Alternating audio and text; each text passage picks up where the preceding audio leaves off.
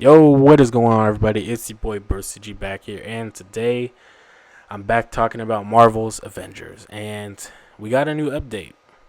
We got Substation Zero, and we got the new Tachyon Rift missions. Now, first off, the Tachyon Rift missions, there's two of them, and I think they both reset, and you get to play once a day.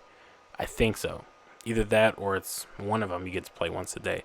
I'm not too sure on the specifics of that because I haven't really been watching everything detailed about it, because I did play once, and I will say I'm not exactly satisfied with the results of what we got. But before I get into that, the Substation Zero, just so you know, there's not a whole lot in there for you to really be excited about. You talk to Maria Hill for a little bit, and then you're off to your first mission on the Tachyon Rift missions, and that's about it. Until we get information about Kate, I would recommend don't even worry about trying to search for anything in the Substation Zero. Maybe some teasers in there, but nothing really a lot to pay attention to. There was, however, one thing in the beginning where it's like some weird time distortion thing, looking like, I don't know, and they didn't really do anything else with that. I'm not sure. I didn't really see any follow up to it, but later on, Morales mentions, it feels like deja vu and some other stuff, but again, it doesn't really seem like a lot to pay attention to right now.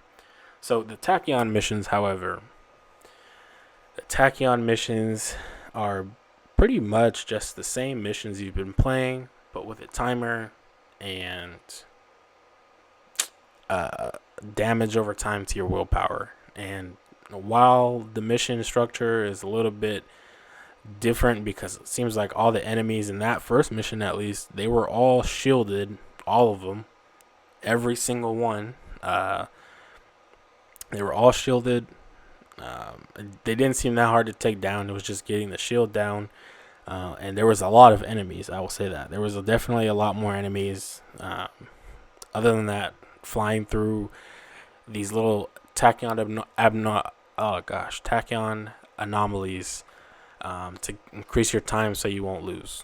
That's pretty much the basis of the mission. You just do that. You fly around, collect tachyon anomalies to increase your time, and hopefully you also don't die, because if you die, you got to start over again, of course. But if you run out of time, you just die. So you really have to pay attention to your time. But I'm when I came in to play the first mission, this is my idea, right? This is what I thought.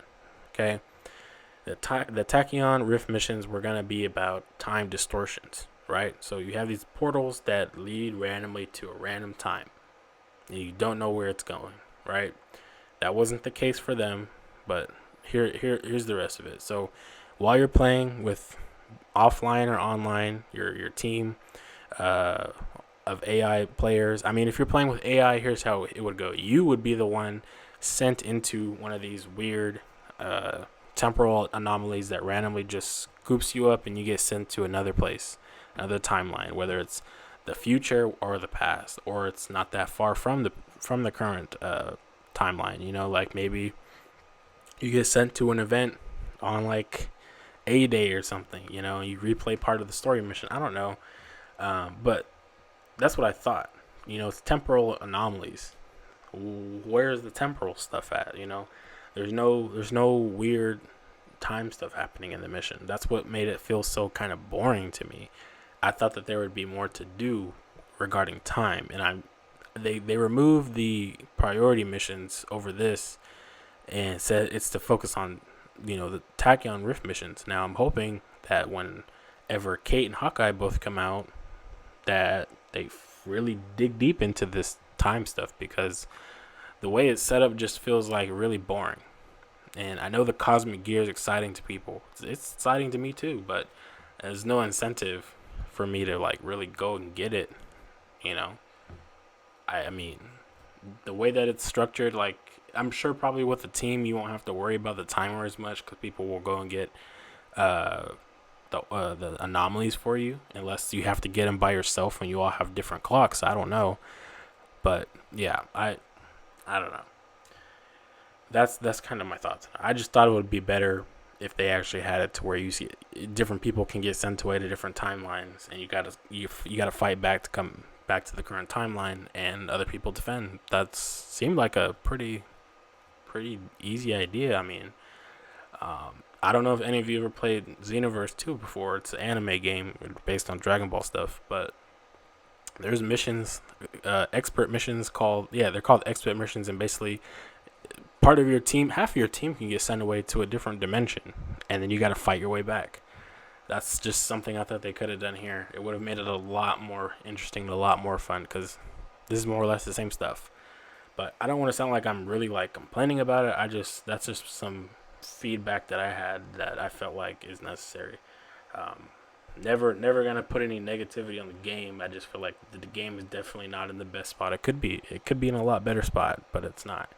So here's hoping that in the future, the game will be top tier AAA game that it should be. Right now, it's not doing so hot.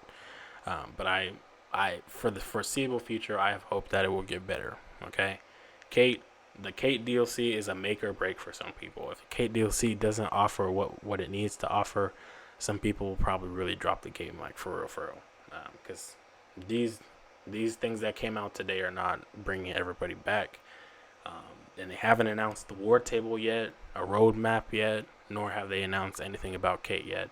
I was expecting some small teaser, like of her in actual combat, but we have yet to see that. So that's pretty much it for me, guys. I'm not gonna make this video super duper long. Hopefully, from the clip that's playing right now, the actual one time I played it, you see kind of what I'm talking about with just flying around going to get the anomalies. And it makes going to get loot really hard sometimes if you're playing by yourself. I think you can get little bits of time back from doing like takedowns and stuff. And I mean, it's not hard to go find them. Like, they always pop up, or they spawn right like in front of you sometimes. But it's just the thought that you have to go to them back and forth. And sometimes, like I said, there's a mass amount of enemies, and sometimes you can just get caught up in the fight and forget. But anyways, guys, let me know down in the comments below. What do you guys think about this Tachyon Rift Missions? Do you think they could have done better? Do you think it's okay for now? Or do you think that there's more that they have planned to it? Because, like I said, we don't really know too much about the ongoing story for it. But I will say this, they definitely have fixed a decent amount of bugs, and the game is running a lot smoother on my part. I haven't experienced any other issues, so there's that. But yeah, you guys let me know down in the comments below. My Twitter is in the gosh, it's so late. My Twitter is in the description below if you want to follow me or talk to me on Twitter. Always looking for new people to chat with. Anything, comics, Marvel, whatever, games. Yep. But anyways, I'll catch you guys later. Peace.